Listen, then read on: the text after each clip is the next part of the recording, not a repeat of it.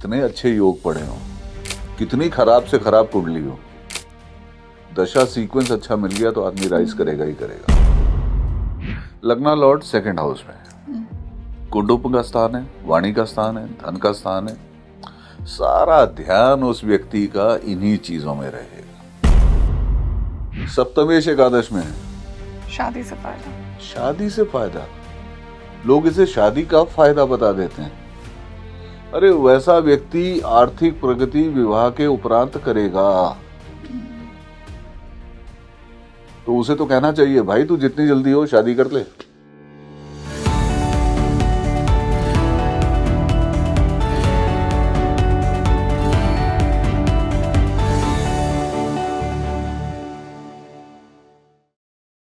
नमस्ते everyone, a very warm welcome on the show and I am your host rangoli Sharma. देखिए, क्या आपने सोचा है कि एक पर्टिकुलर दशा में ही, महादशा, अंतरदशा में ही आपका जन्म क्यों हुआ? दशा को ज्योतिष में वो टाइम पीरियड कहा गया है जब एक ग्रह अपना प्रॉमिस पूरा करने आता है। आपका एक दशा में ही क्यों जन्म हुआ? क्या आपका लाइफ पर्पस उस दशा से जुड़ा है? कौन सी दशा आपके जीवन की सबसे महत्वपूर्ण दशा होगी? आज हम विंशोत्तरी दशा की बात करेंगे। तो ये पॉडकास्ट शुरू करने से पहले आप मुझे बताइए, आपकी कौन सी महादशा, अंतरदशा, प्रत्यंतर दशा चल रही है? देखिए, दशाओं के बेसिस पे ही बहुत बड़े कुंडली के प्रॉमिसेस आपको मिलते हैं। और इसी अद्भुत डिस्कशन के लिए एक बहुत रिनाउंड एस्ट्रोलॉजर मेरे साथ जुड़े हैं। He has been an astrology teacher as well. Let's welcome Manoj Pathak ji on speaking tree. Sir, a very warm welcome on the show. Thank you so much, thank you. Sir, जो भी हमारा ऑफ द कैमरा डिस्कशन हुआ, जितनी हमने research based ज्योतिष की बात की ना, I can assure all my viewers today कि एक बहुत ही इंटेलेक्चुअल, बहुत ही फिलोसॉफिकल डिस्कशन आज उन्हें मिलने वाला है। एक मास्टर क्लास मिलने वाली है जिसका बहुत से व्यूअर्स वेट करते हैं, जो जेन्युइन एस्ट्रोलॉजी के सीकर्स हैं। और आज मैं आपके साथ एक ऐसा ही टॉपिक उठाने वाली हूँ। सर, दशा, ऐसा कहते हैं कि वो समय जब हर ग्रह, जिस भी ग्रह की दशा चल रही है, आपके जीवन में वो प्रॉमिस पूरा करने आएगा जो उसने आपको प्रॉमिस किया था कि इस समय में मैं आपको ये दूंगा, लो मेरी दशा आ गई, अब इसके फ़ायदे उठाओ या नुकसान उठाओ डिपेंडिंग ऑन योर कुंडली। आज मैं दशा को ही आपके लेंस के थ्रू समझना चाहूँगी कि क्यों एक व्यक्ति का एक पर्टिकुलर दशा में ही जन्म हुआ, क्यों जीवन में कोई प्लैनेट की दशा आई ही नहीं और वो इतना अच्छा प्लेस था तो उसका सुख तो भोग ही नहीं पाया वो व्यक्ति। आज सारे इन कॉन्सेप्ट्स पर मैं बात करना चाहूँगी। तो मैं शुरुआत यहीं से करती हूँ कि जिस दशा में आपका जन्म हुआ है, आप मुझे कमेंट सेक्शन में बताइए कौन सी दशा में आपका जन्म हुआ है, उसका क्या सिग्निफिकेंस है। वहाँ से शुरुआत करते हैं। फलित ज्योतिष का बहुत महत्वपूर्ण अंग है दशा। और जैसे आपने अपने भूमिका में ये बताया, दशा के कई भिन्न भिन्न प्रकार भी हैं। पराशर जी 42 दशाएं देकर गए हैं। 42। इसी तरह जैमिनी ऋषि ने भी आपको 40-42 दशाएं दी हैं। और पॉपुलर, और हम कितने गरीब हैं? विंशोत्तरी, चरदशा। विंशोत्तरी, अधिक से अधिक योगिनी, चरदशा। और राव सर ने अगर जैमिनी में की चरदशा, मंडूक दशा, स्थिर दशा इत्यादि ना दी होती, या कुछ और शोधकर्ताओं ने नवांश दशा पर भी पुस्तक आई है, सचिन करके एक लड़का है, अच्छी किताब लिखी है उसने। तो फिर अभी और भी इस तरह दशाओं पे काम हुआ है। सुदर्शन चक्र दशा पर भी किताब आई है। दशा जीवन का निर्धारण करती है। अब उदाहरण देता हूं। कुंडली की सत्यता अपने आप में एक बड़ा प्रश्न होता है। बिल्कुल सर। इसको जांचने का तरीका क्या है हमारे पास? कि लाइफ में वो इवेंट्स उसी प्रकार हो रहे हैं, घटनाओं के आधार पे देखे जाएं। जी। आप किसी भी व्यक्ति से पूछ लीजिए, वो अपने बारे में कितनी सफाई से झूठ बोल के जाएगा, आप समझ भी नहीं पाएंगे। आप ये कहते रहिए कि हाँ नहीं तुम बड़े भले व्यक्ति हो, तुम बड़े इस प्रकार के हो, सबको हाँ बोलेगा। लेकिन नेगेटिव बात आप करोगे, नहीं नहीं नहीं नहीं नहीं नहीं, मैं तो बिल्कुल भी सेल्फिश नहीं हूं, मैं तो इस प्रकार से। अब मैं क्या करता हूं, आपका जन्म हुआ, आपके भाई बहन भी होंगे, बड़े भी होंगे छोटे भी होंगे, उनके बारे में तो झूठ नहीं बोल सकते ना। कितने भाई कितनी बहन कितनी संख्या, वो तो झूठ नहीं बोल सकते आप। तो शुरुआत वहीं से की जाए। आपकी जन्म की दशा ही बता देगी कि आपके कितने भाई बहन होंगे। सिर्फ सिंगल दशा से ही पता लग जाएगा सर? बिल्कुल। कैसे? तुम अपनी कुंडली दिमाग में रख लो। ठीक है, आप सब भी अपनी कुंडली दिमाग में रखिए और लेट्स डीकोड कि कैसे पता लग रहा। आपके जन्म के समय यदि आपकी दशा का संबंध आपके तृतीय से, एकादश से, बृहस्पति से, सूर्य से बनेगा तो आपके भाई बहन अवश्य होंगे। ओके। और इसको दृष्टिकोण में रिपीट कर लीजिए। दृष्टिकोण यानी D3 चार्ट, 10 डिग्री का जो एक बनता है। प्रैक्टिकली टेस्ट करके देखो ना, मुझ पे भरोसा मत करो, अपनी अपनी कुंडली पे लगा के देखो। और जितनी अंतरदशाएं आएंगी जो इन भावों से संबंध बनाएंगी, उतनी संख्या आपके भाई बहनों की होगी। जन्म ऐसी दशा में हुआ, किसी का बुध है, वो तृतीयेश के साथ या एकादशेश के साथ बैठा है कुंडली में, तो उसके बड़े भाई बहन भी होंगे, उसके छोटे भाई बहन भी होंगे। ओके। संख्या कितनी होगी वो अंतरदशाओं को देख लीजिए। जो अंतरदशाएं पीड़ित होंगी उतनी माता के गर्भ का नाश हो सकता है।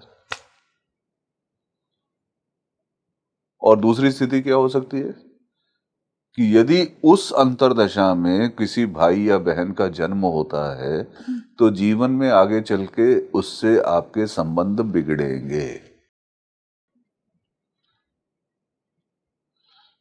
इससे ज्यादा कुंडली की सत्यता का कोई प्रमाण हो सकता है? अपनी कुंडली में तुमने लगाया, समझ में आया तुम्हें? Connected the dots. संभव ही नहीं है कि इसके बाहर कुछ हो। दशा के नियम यदि आप दशा को समझें तो 100% लगेंगे। ये हो सकता है, ये नहीं हो सकता, ऐसा होने की संभावना है, ये सब आपके वोकैबुलरी से बाहर हो जाएंगे शब्द। एक सरल सा उदाहरण दिया मैंने अभी आपको जी। अब अगर दशा का संबंध छठे से बन गया आपका, जिस दशा में आपने जन्म लिया है, जिस दशा में आपका संबंध जन्म हो रहा है, 6th इसको house से। गर्भाशिष्ट दशा भी कहते हैं। जी। अब मान लीजिए छठे भाव से संबंध बन गया। छठा भाव क्या है? रोग ऋण रिपु। यस। तो ऐसी संभावना बहुत बढ़ जाती है कि वो बच्चा मां के गर्भ से रोग लेके पैदा हो। Congenital kind of disease manifest कब होती है लाइफ में, वो एक अलग चीज है, वो दशा सीक्वेंस पे डिपेंड करेगा। अब किस भाव से आपकी दशा का प्रारंभ हो रहा है, ये भी तो नियति ने चुना ना। बिल्कुल सर। आपने तो नहीं चुना, बिल्कुल। कोई कारण रहा होगा। अब दशा का संबंध यदि आपके तीसरे भाव से निकल के आ रहा है तो आपके जन्म के साथ आपके पिता, आपके जन्म के बाद आपके पिता के साथ या आपके घर में कोई ना कोई परिवर्तन आएगा, स्थान परिवर्तित हो जाएगा। अगर तीसरे भाव से कनेक्शन, तीसरे भाव से संबंध, तो ये एक जीवन की आगे चलने वाली जो श्रृंखला है उसके बारे में कुछ ना कुछ इंडिकेशन मिल जाएगा। बिल्कुल सर। और बहुत क्लियर मिलता है। दशम भाव से, पंचम भाव से यदि ये संबंध आ रहा है तो आपके जन्म के बाद आपकी माता को कष्ट हो सकता है।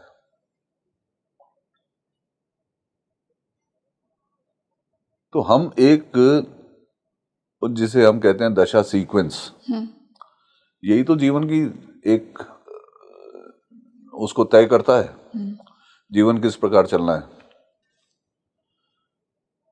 तो ओपनिंग दशा लाइफ की बहुत इंपॉर्टेंट हो जाती है। अब मान लीजिए बहुत अच्छे राजयोग धनयोग आपकी कुंडली में है, लेकिन आपको दशा ऐसे ग्रह की मिली जन्म के समय जिसने आपका स्वास्थ्य ही बिगाड़ दिया। आप चिर रोगी हो गए या और किसी प्रकार से निर्बल दुर्बल इत्यादि कुछ हो गए, तो राजयोगों का धनयोगों का लाभ क्या उठा पाएंगे? संभव है क्या? सर फिर तो ये थोड़ा सा अनफेयर नहीं हुआ कि परमात्मा ने एक ऐसी कुंडली बनाई जिसमें इतने अच्छे योग भी थे, बट वो समय ही नहीं दिया। तो समय बड़ा प्रबल है। एक गजल सुनी होगी तुमने, कौन सी? रेखाओं का खेल है मुकद्दर, रेखाओं से मार खा रहे हो, तुम इतना क्यों मुस्कुरा रहे हो। उसमें मैंने रेखाओं शब्द को सब्स्टिट्यूट कर दिया दशाओं से। कितने अच्छे योग पड़े हो, कितनी खराब से खराब कुंडली हो, दशा सीक्वेंस अच्छा मिल गया तो आदमी राइज करेगा ही करेगा। अनेक उदाहरण है, इसलिए ओपनिंग दशा को हमेशा ध्यान दो कि आपके जीवन की शुरुआत ही किस प्रकार हुई। सर क्या ये भी बहुत इम्पोर्टेंट रोल प्ले करता है कि सौम्य ग्रह की दशा आपको शुरुआत में मिली, जैसे जुपिटर मिल गया, मरकरी मिल गया, मून मिल गया, वीनस मिल गया, एट द सेम टाइम कोई शनि की दशा में पैदा हो गया, राहु की दशा में, केतु की दशा उससे में? कोई बहुत अंतर नहीं पड़ता। ओके। कारण वो शनि या वो बृहस्पति या वो शुक्र या वो मंगल कुंडली के किसी भाव के स्वामी हैं। बिना स्वामित्व को देखे हुए दशा का फल ले कैसे सकते हो आप? कि कुंडली में वो किस प्रकार बैठा है। हाँ, आजकल एक वो प्रचलन चल रहा है, देख भी रहा हूँ कि आपकी सूर्य की दशा है तो ऐसा होगा जीवन में, आपकी चंद्र की दशा है तो ऐसा होगा जीवन में। अरे भाई, जब तक उसको स्वामित्व से नहीं जोड़ोगे कैसे फल ले लोगे?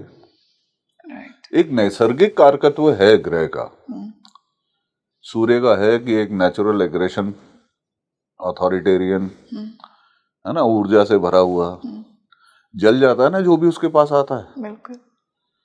और चंद्रमा शीतलता, सौम्यता, वो सब देता है आपको। वो स्वाभाविक गुण तो रहेंगे, लेकिन जो पर्टिकुलर एस्पेक्ट्स हैं वो तो बिना लॉर्डशिप के आप देख ही नहीं सकते। देख ही नहीं सकते आप। सेकंड लॉर्ड की दशा है, बच्चा तो पैदा हुआ है, परिवार में सुख समृद्धि आने लग जाएगी, पैसा आने लग जाएगा, बच्चे को सुख भोगना है तो माता पिता के माध्यम से आएगा, परिवार के माध्यम से आएगा, सुख तो बच्चे को ही मिलेगा। तीसरे घर की दशा है, भाई बहन आएंगे। ठीक है, अब देखो इसी का परिवर्तन कैसे होता चला जाएगा। पैदा हुआ, भाई बहन आए, लड़कपन आया, भाग दौड़ हुई, खेल कूद हुआ, ठीक है, नाच गाना हुआ, सब कुछ हुआ। अब थोड़े और बड़े हुए, काम में आ गए तो मेहनत ज्यादा करनी पड़ी। तीसरे घर से संबंधित दशा जब भी मिलेगी जीवन में तो आपको व्यवसाय में अधिक मेहनत करनी पड़ेगी, कष्ट झेलने पड़ेंगे। और बड़े हो गए तो कम्युनिकेशन, संवाद की स्थिति आ गई, यात्राएं बढ़ गई। जैसे हमारे यहाँ कहते हैं ना, जब तक नौकरी चल रही होती है कि नहीं नहीं नौकरी एक बार हो जाए, रिटायरमेंट हो जाए, उसके बाद तीर्थों पे जाएंगे, तो वो स्थिति आ गई। तो हर भाव का समय के साथ साथ अर्थ बदल जाता है। घर भी बदलना पड़ सकता है आपको इसमें। यदि मान लीजिए आप दिल्ली के रहने वाले हैं और आपकी बेंगलोर में ट्रांसफर हो गई, तो इस दशा में आप बेंगलोर से वापस दिल्ली भी आ जाएंगे, और यदि दिल्ली में है तो बेंगलोर चले भी जाएंगे। तो वो आपके ऊपर निर्भर करेगा। तो यदि आपको केवल भाव पता हो तो भी आप 4, 5, 6 प्रिडिक्शन बिना ग्रहों के भी दे सकते हैं और वो ठीक होंगी। ओके। तो चलिए, अभी तक जो हमारी बात हुई कि भाव के अनुसार आप दशा का फल ले सकते हैं। ज्योतिष को लोग कहते हैं बहुत जटिल विषय है। ज्योतिष जटिल नहीं है, ज्योतिष ही जटिल है। कैसे? एक तरीका बताता हूं, बड़ी सरलता से आप व्यक्ति के व्यक्तित्व को पकड़ पाएंगे। लग्नेश लग्न में है, जी। तो ऐसा व्यक्ति अपने आप में ही मंत्रमुग्ध, आत्ममुग्ध रहेगा। सेल्फ अब्सॉर्ब्ड, सेल्फ ऑब्सेस्ड या एब्जॉर्ब्ड, आप जो भी शब्द इस्तेमाल करना चाहें, वो हर परिस्थिति में अपने को पहले रख के सोचेगा। ओके। अब इसी को दशा से आप रिलेट करते चले जाइए, आपको हल मिलता चला जाएगा। लग्ना लॉर्ड सेकंड हाउस में, कुंडुप का स्थान है, वाणी का स्थान है, धन का स्थान है। सारा ध्यान उस व्यक्ति का इन्हीं चीजों में रहेगा। जीवन में उसके लिए सबसे महत्वपूर्ण उसका कुटुंब, उसका धन। वाणी को अभी छोड़ देते हैं क्योंकि वाणी पे और ग्रहों से अलग अलग प्रभाव पड़ जाएगा, लेकिन उसका पूरा ध्यान इस तरफ रहेगा। तृतीय भाव में है, भाई बहनों के प्रति उसका कर्तव्य बोध रहेगा, मेहनत करेगा। तो इंसान किस प्रवृत्ति का है तुरंत तुरंत देख के आप पता लगा सकते हैं, और यही खेल बाकी ग्रहों के साथ भी खेला जा सकता है। द्वितीयेश कहाँ है? चतुर्थ भाव में है लग्नेश। ऑफिस से निकले तुरंत घर पहुंचे, माता के प्रति, परिवार के प्रति, परिवार के सुखों के प्रति ऐसा व्यक्ति समर्पित रहेगा। आज के जमाने के एंगल से अगर देखा जाए तो सबसे अच्छा पति वही है, कहीं नहीं भटकेगा, सीधा घर आएगा। पंचम में संतान, शिक्षा, इन चीजों के प्रति तो आप अपनी कुंडली पे इसको लगा के देख लीजिए ना। दशम भाव में कर्म के प्रति समर्पित रहेगा। एकादश में लाभ के प्रति समर्पित रहेगा, मौके ढूंढेगा, रास्ते ढूंढेगा। तो कितनी सरलता से आप इंडिविजुअल की पर्सनालिटी को पकड़ सकते हैं, और ये तो ऐसी चीज है जो हर व्यक्ति अपनी कुंडली पे देख सकता है। छठे में है, आप रोगी बोलते हैं सामान्य भाषा बहुत में, बुरा माना जाता है अगर छठे भाव की सामान्य दशा भाषा चल रही में है। रोगी हाँ, बोलते हैं। Yes sir. ऐसे आदमी को दुश्मन पैदा करने की जरूरत नहीं होती, नेचुरली अट्रैक्ट कर लेता है। वो अपने आप ही बन जाते हैं उसके, वो अपने व्यवहार से ही बना लेगा। अब वाइस वर्सा देखिए, जो एक और कंफ्यूजन क्रिएट हो रहा है। लग्नेश सप्तम में, लग्नेश सप्तम में, तो ऐसा व्यक्ति अपने पार्टनर के प्रति पूर्ण रूप से समर्पित होगा। ओके। तुलसीदास की कहानी याद कर लीजिए, सांप को रस्सी पकड़ के चढ़ गए थे,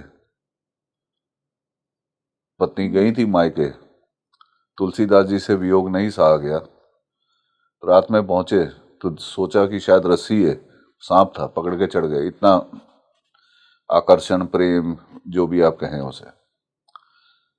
पर यही स्थिति बदल जाएगी जब सप्तमेश लग्न में होगा। जब सप्तमेश लग्न में होगा तो पार्टनर बहुत डेडिकेटेड होगा। लेकिन हम इसको नॉर्मली एक ही नजर से देखते हैं कि लग्नेश सप्तम में है तो लग्न को देख रहा है, हाँ। सप्तमेश लग्न में है तो सप्तम को देख रहा सप्तम है। को देख रहा है। हमारा नजरिया एक ही रहता है। दशा को समझने के लिए भी इस महीन अंतर को हमें समझना पड़ता है। Very important. अब षष्ठेश की आपने बात की, एकादश में है। मैं सिर्फ आपको हिंट दे रहा हूं जी। थाली में परोसूंगा नहीं, बाकी एक्सरसाइज आपको करनी पड़ेगी। झगड़े का और लाभ का संबंध हो गया। तो भाई झगड़े से तो आपको लाभ हो रहा है, ऐसे आदमी के साथ झगड़ा क्यों करो, उसे तो अपने दुश्मन से लाभ होना है, ठीक है ना। तो ऐसे व्यक्ति के साथ भूल के भी झगड़ा मत करो, उसको लाभ हो जाएगा। उसको लाभ होगा। इंदिरा गांधी की कुंडली याद कर लीजिए, षष्ठेश एकादश में है बृहस्पति,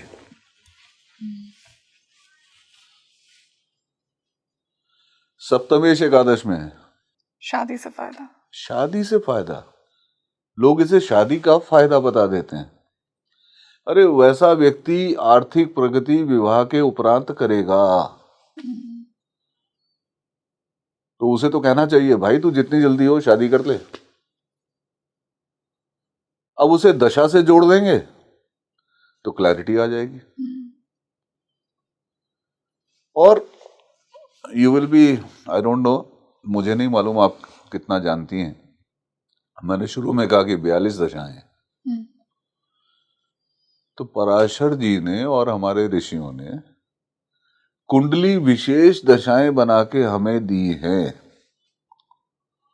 हम इन्हें कंडीशनल दशा कह देते हैं कि यदि आपकी कुंडली में इस प्रकार के योग हैं तो आपको ये दशा यूज करनी चाहिए। और हम लोग विमशोत्तरी में अटके रहते हैं, क्लैरिटी नहीं आती। जीवन के सारे प्रिडिक्शन ही हम विमशोत्तरी, ये जो 120 ईयर का जो पीरियड है इसके अकॉर्डिंग करते हैं, और 120 साल तो कोई जीता भी नहीं है। बिल्कुल, अब नहीं जीते, हो सकता है तब जीते हो, बट अभी भी सर उसको इतनी इंपॉर्टेंस दी जाती है ना, और है ही नहीं ना हमारे पास, और हमने प्रयास कहाँ किया। 42 दशाओं को जानने का प्रयास तो करते हैं, और एक जीवन में कोई व्यक्ति जान भी नहीं पाएगा शायद, ये भी लिमिटेशन है। उदाहरण देता हूं, वृंदावन जा रहे थे तो राव सर ने मेरे हाथ में बृहत पराशर देखी, अच्छा ये निकालिए, मैंने वो निकाला जो पेज, पढ़िए, पढ़ा, ये आपकी कुंडली पर भी लगती है और मेरी कुंडली पर भी लगती है, इस पर काम कीजिए। शुरू किया।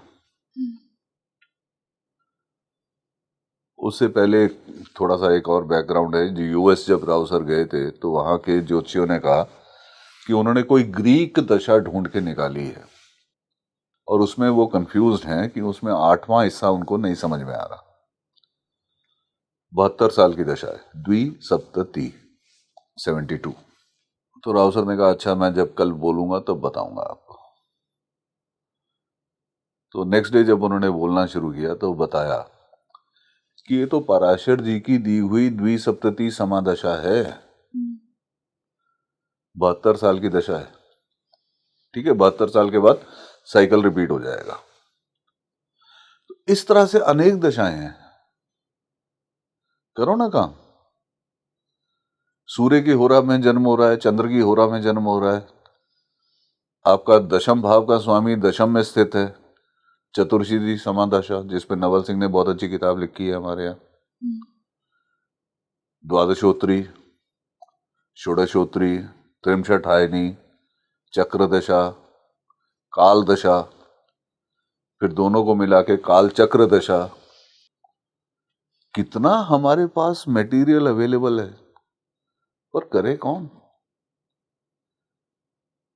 हमें तो विमशोत्तरी दशा देखनी है, राहु मंगल शनि को पकड़ना है और उपाय बताने हैं, और ज्योतिष की इतिश्री। This is not astrology, unfortunately. Sir ये सूत्र मैंने कहीं सुना भी था और कहीं पढ़ा भी था कि जिस दशा में आपका इस जीवन में जन्म हुआ है ना, उसी दशा में कहीं ना कहीं मृत्यु हुई है आपके पिछले जीवन में। देखिए इस बारे में ऐसी चर्चा जरूर होती है, और मेरा मानना है कि ये साइकिल तो है, मेष से शुरू करके मीन तक एक साइकिल है, लेकिन इसका प्रमाण कोई नहीं है। चलिए ऐसा मान लेते हैं कि मेष साइकिल की शुरुआत है तो मीन साइकिल का अंत अंत है। है जी। अब इसके अनुसार अगर हम इस थ्योरी को मान के चलें हम्म, तो 12 जन्म तो आपके नियत हो गए। बिल्कुल। अब इसको वेरीफाई कौन करेगा? तो इन झगड़ों में पड़ने की बजाय हम्म, सौम्य राशि सौम्य नक्षत्र में जन्म हो रहा है, कुंडली में योग अच्छे पड़े हैं, हम्म, राजयोग इत्यादि, पंचम नवम प्रबल है, इसका मतलब एक अच्छे प्रारब्ध के साथ आपने जन्म लिया है। अच्छे प्रारब्ध के साथ जब आपने जन्म लिया है तो इसका अर्थ एक और है कि पूर्व जन्मों में भी आपने अच्छे कर्म किए हैं। यस, इससे बड़ा वेरिफिकेशन कुछ नहीं है हमारे। इस रूप में समझो ना। हाँ, सही बात है। और अब मैं इस प्रकार के सवाल बहुत बार होते हैं आजकल, वो भी एक प्रक्रिया भी चलती है इसमें जो लोग काफी इन्वॉल्व होते हैं। PLR, पास्ट खैर लाइफ रिग्रेशन। तुमने बोल दिया, मैं तो नहीं बोलता क्योंकि यस। बुरा लग सकता है लोगों को। समस्या वो नहीं है, समस्या ये है कि पिछले जन्म में तो मैं कुछ भी रहा हूंगा, वर्तमान में मैं क्या हूं? एग्जैक्टली। महत्वपूर्ण क्या है? मेरा वर्तमान, और मेरा वर्तमान मेरा भविष्य बनाएगा। बिल्कुल, इस जन्म में हम क्या कर्म क्रिएट कर रहे हैं वो हमारे अगले जन्म की कुंडली बनेगी। ये तो हम भोग रहे हैं जो पिछले जन्म से हाँ, लेकर आए तो हैं। उस पे ध्यान देना, उस पे ध्यान दे। अवश्य में भुक्तव्यम कृतम कर्म शुभाशुभम, ऐसा कहते हैं कि कर्म तो भोगने से ही कटेंगे। दृढ़ अदृढ़ में उसको हमने बांट दिया कि अदृढ़ हैं तो चलो भाई कोई उपाय उपाय करके निपटा लो, दृढ़ कर्म तो भोगने से ही कटेंगे। तो फिर तुमने एक बात कही थी, बृहस्पति और वो शनि मंगल। तुम्हें एक चीज बताऊं, बृहस्पति अगर जीवन में कुछ कष्ट दे रहा है तो अमर प्रेम पिक्चर का वो गाना याद कर लो, माझी जो नाव डुबाए उसे कौन बचाए।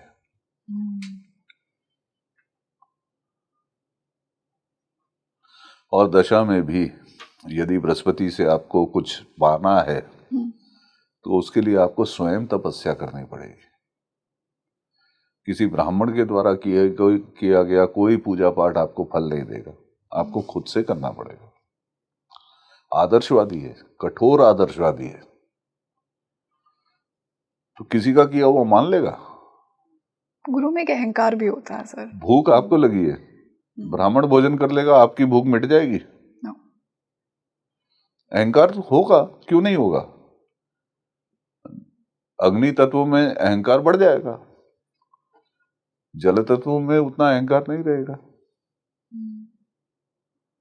वही बृहस्पति धनु में अलग तरीके से व्यवहार करेगा, वही बृहस्पति मीन में अलग तरीके से व्यवहार करेगा।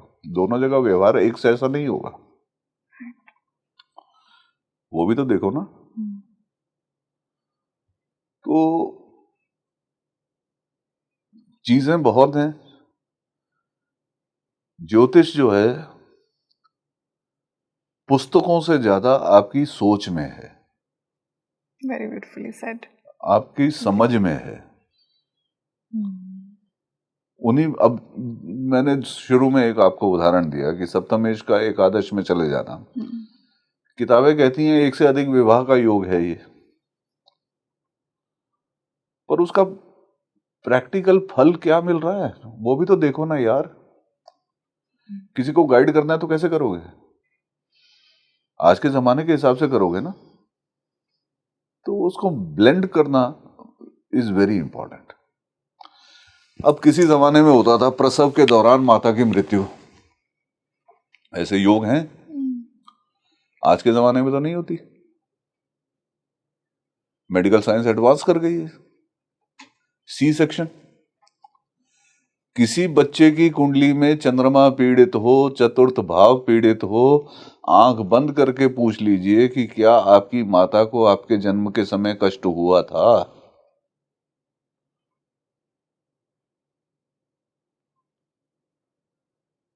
समझ में आ जाएगा। चंद्रमा माता का कारक, चतुर्थ भाव माता का। जी। मेडिकल साइंस की एडवांसमेंट ना होती तो शायद मृत्यु भी हो जाती, लेकिन अब मेडिकल साइंस की एडवांसमेंट से वो फर्क पड़ गया। तो ये जो क्रम है दशाओं का, ये भी जीवन में बहुत इंपॉर्टेंट है। एक उदाहरण के माध्यम से समझा देता हूं।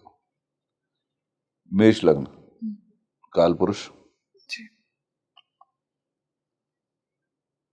केतु जहां स्थित होगा उसके अनुसार फल करेगा। केतु के बाद किसकी दशा आएगी? शुक्र की। शुक्र की दशा, यस, 20 साल। द्वितीयेश और सप्तमेश हम्म। हम्म। प्रबल मारक हो गए। हम्म। शुक्र के बाद किसकी दशा आएगी? सूर्य की। पंचमेश। हम्म। अब आउटराइटली वो स्थिति क्या है शुक्र की, उसके अनुसार निर्णय करेंगे, लेकिन स्वामित्व के अनुसार तो प्रबल मारक हुआ, तो खराब दशा हुई। अब खराब दशा से एकदम अच्छी दशा में आप आ गए त्रिकोण के। फिर चंद्र केंद्र का स्वामी, तो एक अच्छी, बहुत अच्छी दशा से एक अच्छी दशा में आ गए। मंगल लग्न और अष्टम का स्वामी, यस। फिर राहु, तो बहुत अच्छी से अच्छी में आए, अब अच्छी से एक सामान्य दशा में आ गए। हालांकि पुस्तकें आपको ये कहेंगी कि लग्नेश की दशा बहुत अच्छी रहती है हमेशा, लेकिन व्यवहारिक रूप से देखिए तो शायद उतनी अच्छी नहीं भी रहती है। बहुत अच्छी भी कईयों की जाती है, बहुत बिगाड़ती भी है, जबकि अपने आप में स्वयं राजयोग कारक इसे कहा जाता है। फिर कष्ट क्यों देती है वो भी सोचने का विषय है। सोच, फिर सोच। अब राहु स्थिति के अनुसार फल आएगा। बिल्कुल। बृहस्पति नवमेश और द्वादशेश, बहुत बढ़िया। शनि दशम और एकादश का स्वामी, ये अच्छी दशा हो गई। ये भी बुध तृतीय और छठे का स्वामी। तो यदि हर लग्न के लिए इन दशाओं के क्रम को ही हम समझ लें तो जीवन के उतार चढ़ाव क्या हमें समझ में नहीं आएंगे? बिल्कुल।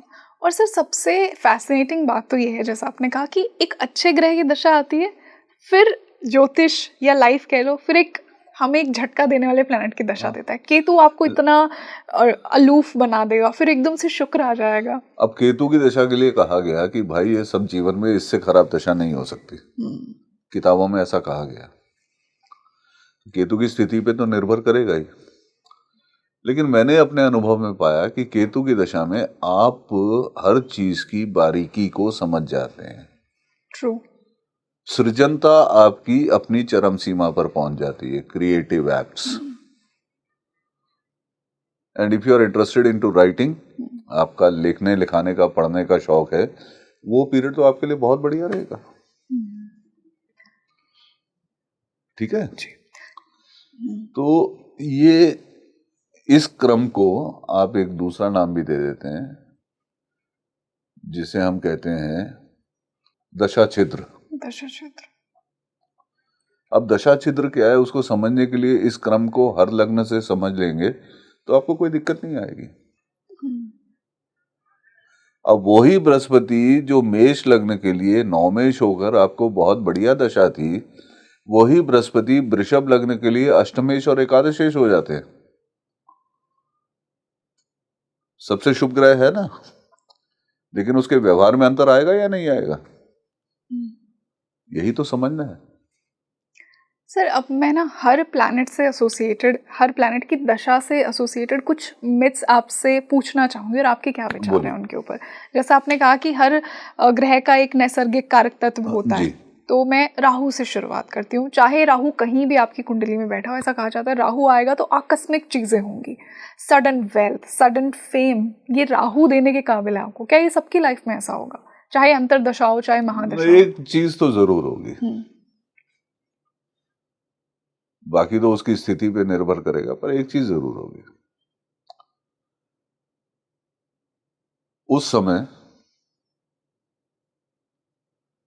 आप सुनेंगे सबकी लेकिन करेंगे अपने मन की। राहु में। आप किसी की सलाह का आप पे कोई असर नहीं होने वाला। जो आपको ठीक लगेगा आप वही करोगे।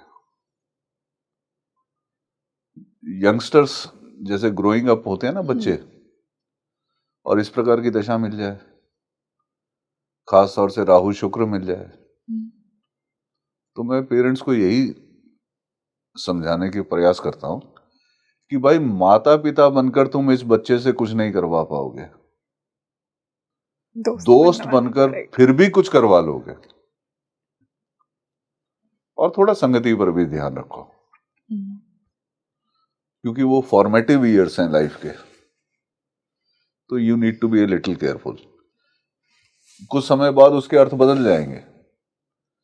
50, 55, 60 की उम्र में अगर वो दशा आती है तो अर्थ बदल जाएंगे। तो उम्र के अनुसार भी इनको हमें देखना पड़ता है। अब राहु में तुमने पूछा तो मैं तुम्हें सरल सी एक बात बता देता हूं, चाहो तो किसी से पूछ लेना। राहु की दशा चल रही होगी, करेगा अपनी मन की, किसी के समझाने का उस पर कोई असर होने वाला नहीं है। राहु के बाद केतु की दशा की मैं बात करूंगी, क्या केतु सबको डिटैचमेंट देगा? ऐसे तो दुनिया में इतने डिटैच्ड लोग अगर हो जाते तो दुनिया में इतनी समस्याएं होती?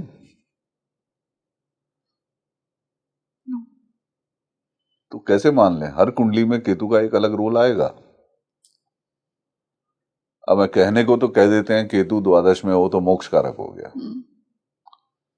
पहली बात तो किसने देखा इसको मोक्ष मिला या नहीं मिला? कौन बता के गया? है ना? जी सही। वहीं जाके देखना पड़ेगा कि भाई ये मोक्ष में है या कहाँ है। तो उन चीजों से बेहतर है कि केतु जिस भाव में है उस भाव के कुछ कारकत्व हैं, उसमें सटल चीजें क्या हो सकती हैं उसको सोचो, वो फल आपको मिलेंगे। जैसे गहराई केतु के साथ जोड़ देते हैं, तो ऐसे पंचम में केतु है, बृहस्पति से दृष्ट है, तो कहते हैं कि ऐसे व्यक्ति की इंट्यूशन बहुत अच्छी हो जाती है। अब इंट्यूशन को भी अगर दूसरे तरीके से देखें तो क्या है इंट्यूशन? जब सारा ध्यान कहीं केंद्रित हो जाता है तभी तो इंट्यूशन जागती है। तो गहराई की बात हुई ना। ज्ञान और केतु और पंचम भाव, मानसिक प्रभाव कह लीजिए या मेंटल एबिलिटीज या फैकल्टीज कह लीजिए। तो केतु को क्यों खराब कह दूं मैं हर जगह? और फिर जैमिनी ऋषि ने तो कहा केतु अथ केतु शुभ, उन्होंने तो केतु को शुभ माना है। जैमिनी एस्ट्रोलॉजी में केतु को शुभ माना गया है। तो इसलिए एक महिला बहुत जोर से रोने लगी क्लास में ही, तो मैं गया तो पता चला, पूछा क्या हुआ, कि सर मुझे आज पता चला कि मेरी केतु की दशा चल रही है इसलिए मैं इतनी दुखी हूं, परेशान हूं। अच्छा बैठ जा। एक रेलवे ऑफिसर की वाइफ थी वो। तो मैंने कहा अच्छा तुम क्या करती हो? तो हाउस वाइफ हूं। तुमने जब से केतु की दशा शुरू हुई है कुछ लिखना लिखाना शुरू किया? तो कहा हाँ सर मेरा पहले भी मूड होता था लेकिन अभी मैंने कविताएं लिखनी शुरू की और छप रही हैं। तो मैंने कहा तुम्हें उससे आनंद आनंद मिल रहा है, खुशी मिल रही है? हाँ बहुत मिल रही है। मैंने कहा तुमने घर में भी कुछ सामान वामान अपना बड़े क्रिएटिव ढंग से तुम घर को सजा रही हो? हाँ। तो फिर दुख किस बात का है? क्योंकि किसी ने कह दिया कि केतु की दशा जीवन में सबसे खतरनाक दशा होगी, तो तुमने उसकी बात मान ली, अपने जीवन को नहीं देखा तुम्हारे जीवन में क्या घट रहा है। और तुम्हारे तीसरे भाव से अगर केतु का संबंध बन जाए तो कंप्यूटर भी और भाषा अगर आप नहीं भी जानते कोई, तो भी भाषा पकड़ने की एबिलिटी, सामर्थ्य आप में आ जाएगा। सर इसी से सूर्य की दशा की मैं बात करूंगी। सूर्य की दशा अधिकार और अधिकार प्रेरित आपको करती है। एक कठोर आदर्श प्रशासनिक कार्य सूर्य के अधिकार में आता है, राजा कहा है उसे, तो अथॉरिटेटिव हो जाते हैं आप। मैं एक ब्रीफ आउटले आपको दे देता हूँ। चंद्र की दशा है, सौम्य ग्रह है, भावुकता है, मन की चंचलता है, इस प्रकार के लक्षण आपके ऊपर दिखाई देने लग जाएंगे। सौंदर्य के प्रति आपका बोध अधिक हो जाएगा। चंद्रमा की दशा में कहने को तो ये भी कहते हैं मोटे हो जाएंगे, लेकिन वो कोई जरूरी नहीं है। मंगल की दशा में आप एनर्जेटिक हो जाते हैं, आपकी मूवमेंट्स बढ़ जाती हैं, क्विक डिसीजंस हो जाते हैं, इमीडिएट एक्शन हो जाता है। बुध की दशा में आप थोड़ा सहज रहते हैं, संभले रहते हैं, ज्ञान की तरफ आपका ध्यान रहता है। एक और विशेषता बता देता हूं, बुध की दशा में जो आदत आप पाल लेंगे वो जीवन भर आपका पीछा नहीं छोड़ेगी। बृहस्पति की दशा है, जाओ यार तीर्थ पे, शास्त्रीय ग्रंथ पढ़ो। अहंकार तो वहां भी रहेगा यदि अग्नि तत्व का संबंध बृहस्पति से बन जाएगा, लेकिन यह है कि ज्ञान के प्रति आपकी जिज्ञासा बढ़ जाएगी।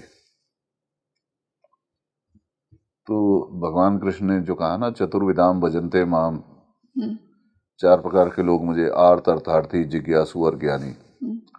तो कम से कम जिज्ञासु के रूप में आप ज्ञान को ढूंढने का प्रयास करेंगे। शुक्र की अगर आ जाए तो शुक्र बहुत अच्छी माना जाता है, बहुत लंबी दशा भी होती है शुक्र की, 20 शुक्र भी वर्ष। आपको ज्ञान देता है, देवगुरु है ना। हाँ, संजीवनी विद्या है। लेकिन दोनों का रास्ता अलग है। बृहस्पति आपको तपस्या के माध्यम से ज्ञान देता है, शुक्र आपको भोगों के माध्यम से ज्ञान देता है। ज्ञान दोनों देते हैं। तो आकर्षण, भोगों के प्रति सजना, संवरना, अपने आप को हमेशा प्रेजेंटेबल रखना, वो सारे गुण आपके अंदर आ ही जाएंगे। शनि वैराग्य एक प्रकार से उत्पन्न करता है, क्योंकि आपको भगवान गणेश की वो कथा तो याद होगी कि गणेश जी का सर अलग हो गया था। यस। तो शनि की दृष्टि जो है वो विभक्ति कारण हो जाती है, और शनि वैसे भी शनै शनै स्थिर। तो एक जीवन में अब जो शुक्र में सजना, संवरना, शीशा देखना था, वो शनि में आते आते खत्म हो गया। तो वहां पर आप देखिए व्यवहार में कि जो शनि की दशा में चल रहे होंगे, कंघा किया नहीं किया, कपड़ा क्या पहना नहीं, उसके प्रति कुछ उनका वो नहीं रहता। राहु केतु हम पहले चर्चा कर चुके हैं। बिल्कुल वंडरफुल सर, बहुत ही आई थिंक जैसा जिस नोट के साथ, जिस इंटेंशन के साथ मैंने डिस्कशन शुरू किया था कि उन गहराइयों में आज हम जाएंगे, दशा क्या आपके जीवन में लेकर आएगी। बहुत ही एक अद्भुत डिस्कशन था आज का ये। मुझे पर्सनली बहुत कुछ जानने को मिला मेरे बारे में। आई एम श्योर कि व्यूअर्स को भी उतना ही मीनिंगफुल लगा होगा। Thank you so much for joining us today. Thank you, धन्यवाद आपका जो आपने इस काबिल समझा और यहाँ आज आमंत्रित कर लिया। तो आप मुझे कमेंट सेक्शन में बताइए आपकी कौन सी दशा चल रही है, महादशा, अंतरदशा, प्रत्यंतर दशा, और आने वाले पॉडकास्ट में मैं ऐसे और कौन से टॉपिक्स पर बात करूं वो भी मुझे कमेंट सेक्शन में ज़रूर बताइए। This is your host rangoli Sharma. I will keep bringing you such insightful discussions on speaking tree. नमस्ते।